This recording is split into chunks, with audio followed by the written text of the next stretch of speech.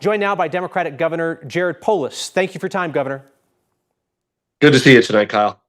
So in terms of what we have seen tonight, no real surprises, I would say, out of Colorado, except for perhaps the fact that Proposition 131, open primaries and ranked choice voting, is currently down by a significant margin. You supported that significant change to Colorado's elections. What's your read on that tonight?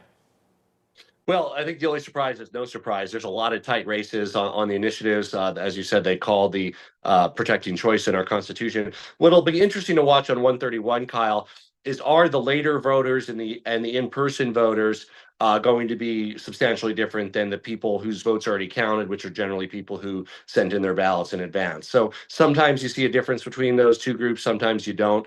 I think, what are we at? Just over half the ballots counted. But yeah, it'll obviously there's a lot of races, including the 8th congressional district, that we might not know for days. So on the national picture, certainly too soon to call the swing states. I think it is fair to say, based on the way things are trending, that folks, you'd rather be in Donald Trump's position than in Kamala Harris's position right now. Again, I will stress, too early to say which way this thing is going to go, but certainly the idea that there might be some hidden blue wave and Harris would run away with it is not materializing. I ask you this, as a frequent critic of Donald Trump and somebody who's talked about especially the impact of his mass deportation plan on Colorado, is the state of Colorado, from your perspective, prepared for a second Trump presidency? Well, I hope so. Obviously, if he prevails, we'll have another 2 months to make sure that we can protect the rights of Coloradans where we can. I think what people are watching now, Pennsylvania, Michigan, Wisconsin, Kamala Harris needs all three. Donald Trump just needs one of those, assuming that he holds Georgia and North Carolina. So obviously, it's still possible Kamala Harris could win all three of those. They're going to be very close, but she does need the trifecta, it looks like, unless she can pull off an upset in one of the other states. You're an elected leader. I'd say politician. Some people think that's pejorative, but I mean, it is what you do, right? Who is attuned to public opinion, right? I mean, you're somebody who really tries to keep an eye and an ear to where Coloradans are, and I know that you make efforts to try and meet people where they are as opposed to dragging them, kicking and screaming to some other place. When you look across the board tonight at the messages being sent by Colorado voters, right? Strong support for abortion rights, hesitant about the idea of writing school choice into the state constitution and wondering if that opens things up to vouchers, but also some very strong support for law enforcement, right? In two of those conservative amendments, or rather ballot issues that look like they're going to pass.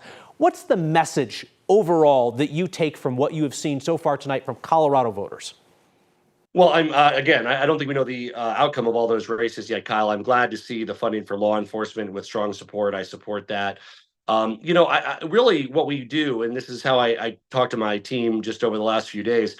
Once the voters have had their say, I have to figure out how to implement all these initiatives. And that's exactly what we're going to do. Whether I agree with them or not, we'll be ready to take our marching orders from voters. And yeah, there's some serious changes. I'm personally excited. It looks like the veterinary professional assistant vote is up. That's a new profession. I'm excited about it as a pet owner. I'm excited about it as a route for people who are vet techs to upgrade without having to become a full veterinarian. But look, we'll go through all the results and we're going to figure out how to make sure that everything the voters want to do is a success. So this past week, you said that there needed to be an outside investigation of what happened with the inadvertent leak of voting system passwords from Democratic Secretary of State Jenna Griswold's office. She's picked a law firm to come in and do that. Are you satisfied with her response to this issue? And what additionally is your message to Coloradans about the safety of the voting system?